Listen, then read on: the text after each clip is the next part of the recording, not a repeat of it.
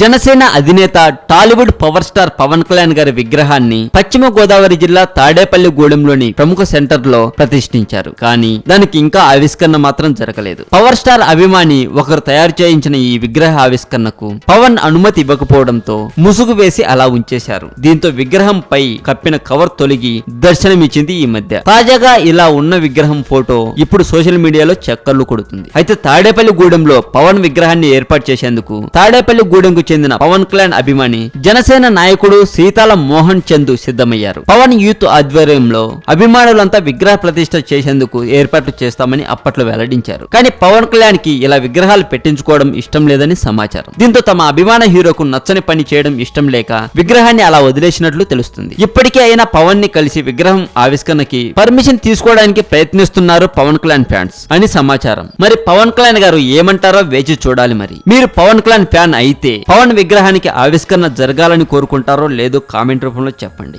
మరి మరింత టాలీవుడ్ సమాచారం కోసం సబ్స్క్రైబ్ చేయండి టాలీవుడ్ సెంటర్.